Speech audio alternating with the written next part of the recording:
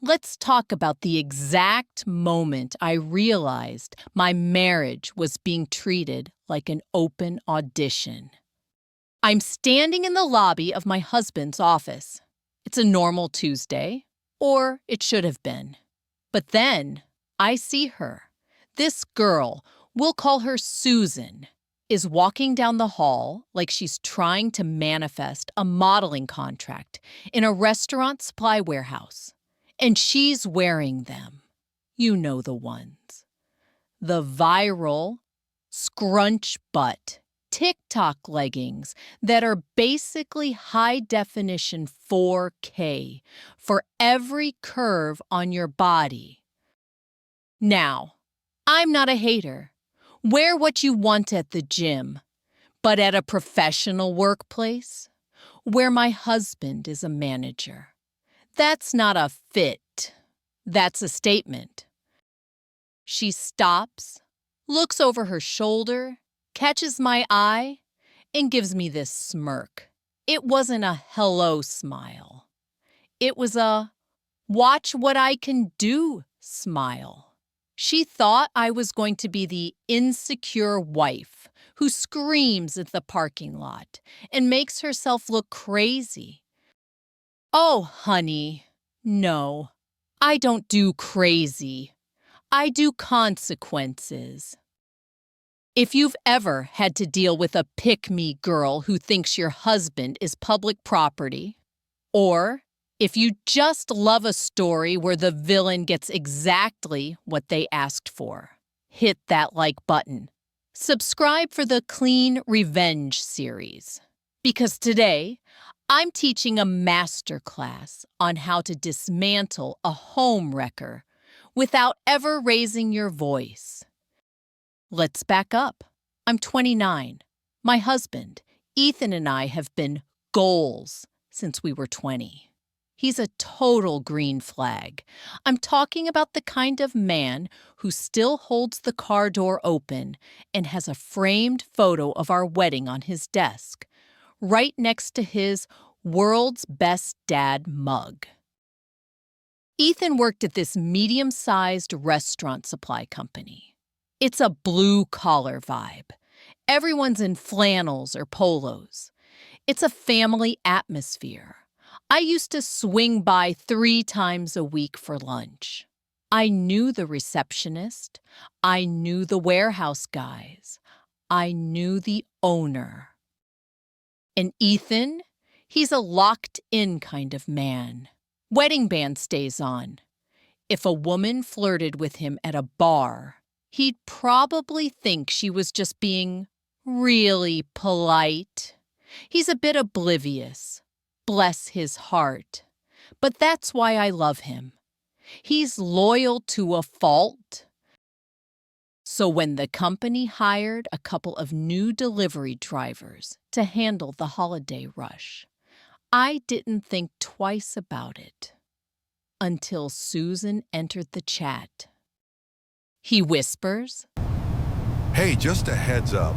The new girl is moving a little sus around Ethan.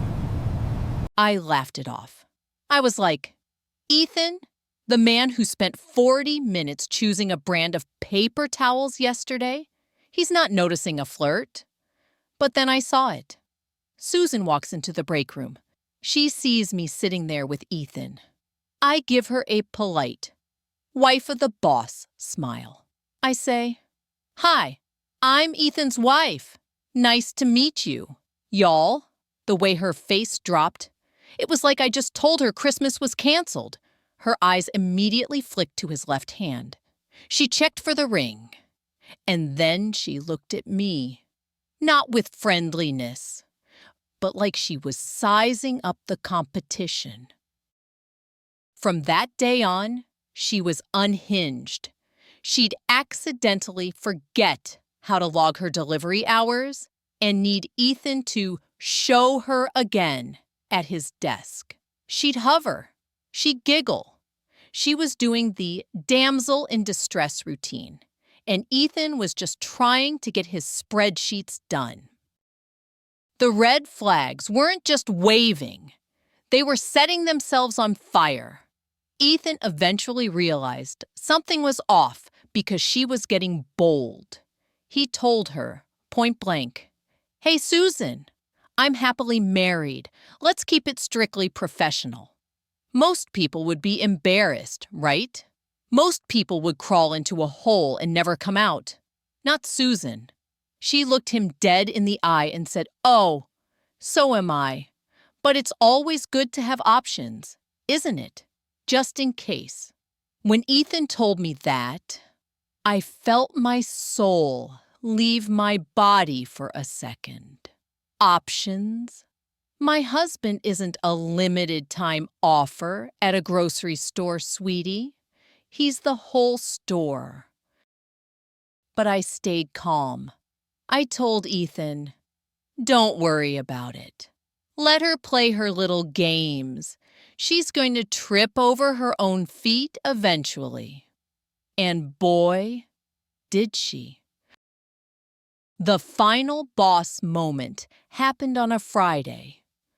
I went to pick Ethan up for a weekend getaway. I was feeling good, looking cute. I walk in, and Susan is there, getting ready for her last delivery. She wasn't in her uniform. She was in those leggings. And let me be clear, these weren't "I'm going to yoga" leggings. These were "I want everyone in a 3-mile radius to look at my backside" leggings. As we walked toward the exit, she made sure to get in front of us. She started this. I can only describe it as a slow-motion hip sway. It was so exaggerated, it was almost comedy.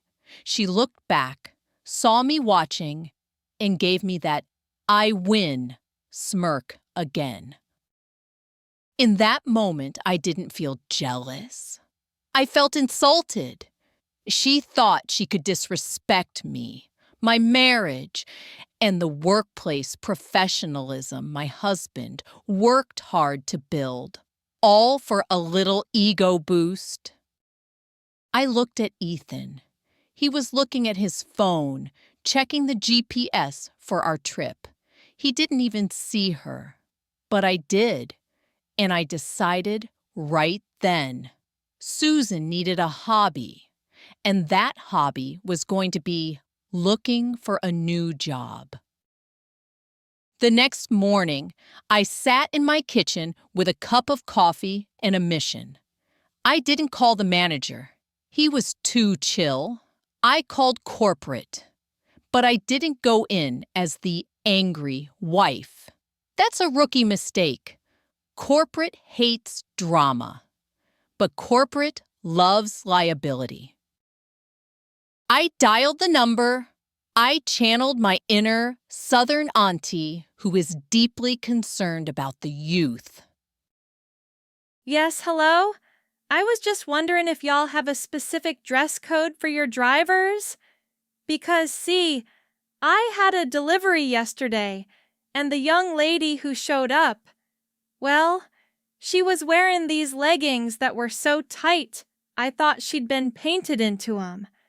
My husband and my sons were right there in the driveway, and it was just so inappropriate for a family neighborhood. I heard the woman on the other end gasp. Oh dear, that's not our policy at all. I kept going. I don't want to get her in trouble. I'm sure she's a sweet girl, but it just looked so unprofessional for such a reputable company. I think her name was Susie or Sam. The HR lady finished it for me. Susan, we only have one Susan at that branch. I hung up, went back to my normal voice, and took a sip of my coffee. Monday morning, I happened to drop by with some muffins. I walk in, and the vibe is cold. Susan is in the manager's office. She's not smirking anymore. She's crying. HR is on the speakerphone. Apparently, corporate didn't just warn her. They did a full review of her conduct. Turns out, once corporate started digging, other people felt safe to talk. They found out she'd been making inappropriate comments to other staff too. She was put on a final warning, and her hours were cut. She quit 2 weeks later, claiming the job was toxic. A year later, the tea got even hotter. My brother told me she got divorced because her husband caught her with 3 different guys at her new job. Me? I'm currently 8 months pregnant with our second. Ethan and I are thriving. The lesson? Never mistake my silence for weakness. I'm not going to scream at you in a cubicle. I'm going to make sure the options you were looking for include unemployment.